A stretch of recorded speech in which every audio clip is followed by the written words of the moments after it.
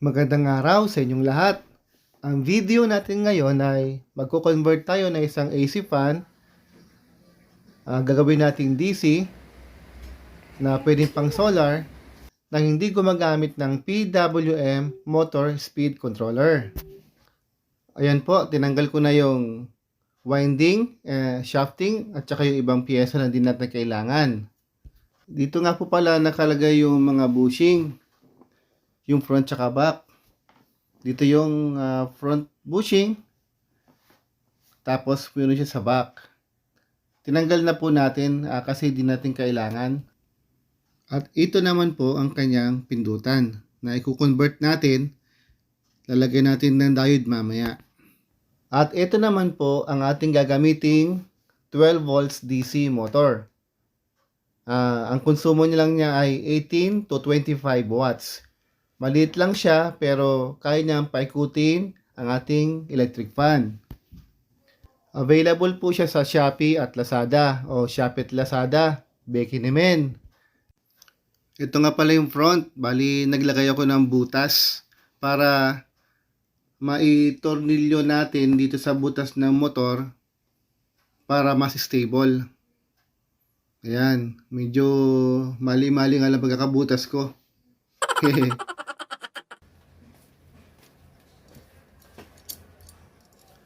Atin na pong ilagay ang tornilyo para ma-fix na po natin yung motor,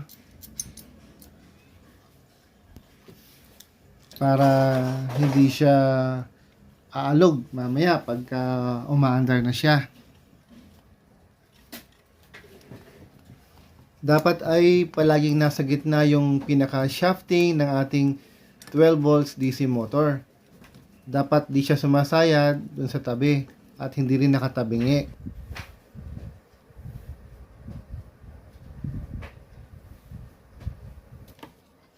Ngayon ay atin ang ihinang isolder na natin yung wire na connection ng motor natin. Siya nga pala mga paps, huwag kayong mag-worry na baka magkabaligtad ang pagkakabit nyo. Hindi naman siya sasabog. Yung ikot lang ng fan ay baligtad. Pag nangyari yon, baligtarin nyo lang din ang pagkakahinang nyo.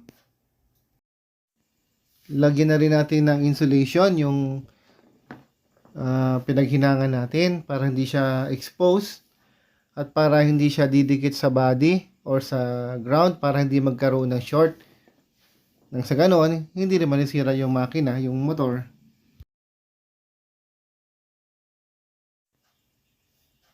Ang ginamit ko na pang-insulate dito ay rubberized tape. Ayan po.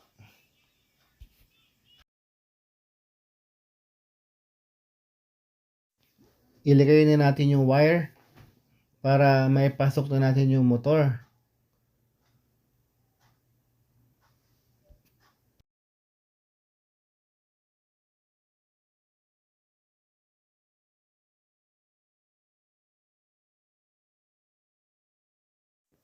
After natin maisalpak yung motor, 12 volts DC motor natin, ay ilagay na natin yung tornilyo ng casing.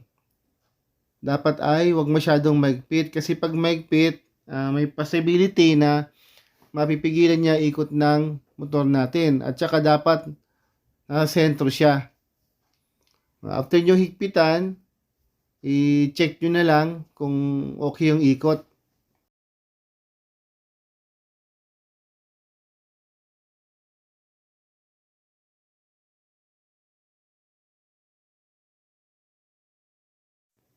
Kung meron kayong plastic cable tie, lagyan na natin ng cable tie yung wire para ma-fix siya, para di gagalaw-galaw at di mahihila yung connection.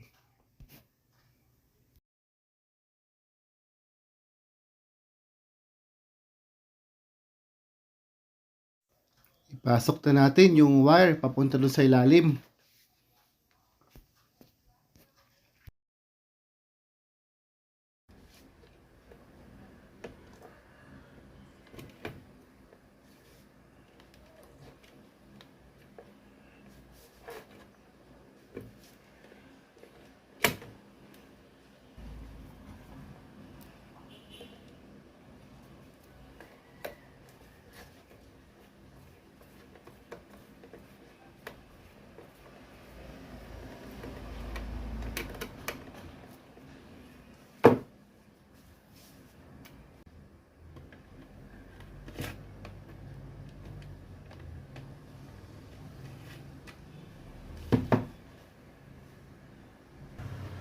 Ito nga pala ay ang female DC jack connector.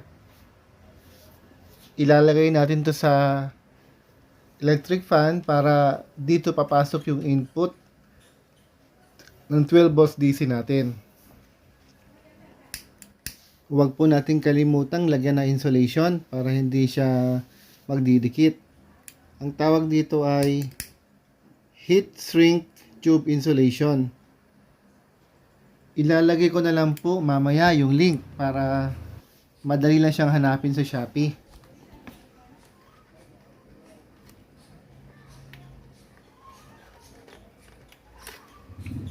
Naglagay nga pala ako ng butas. Nagbare na ako na paglalagay ng ating female DC jack connector. Dapat tamang-tama lang yung butas. Tapos lagyan nyo na rin ng mighty band ng glue para di siya gagalaw. Instead nga pala ng PWM speed controller, ang gumamit na lang tayo ng diode para ito na yung magiging speed controller natin. Madali lang tong gawin mga paps. Bali yung isang linya, yung negative, pinadaan ko sa mga diode. Tapos yung isang linya, yung positive, nirekta ko na papunta dun sa positive ng motor.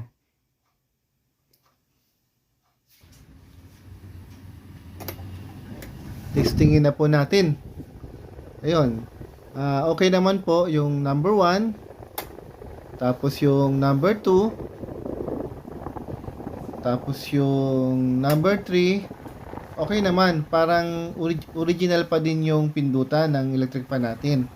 Okay naman ang function niya kahit na diode lang inilagay natin.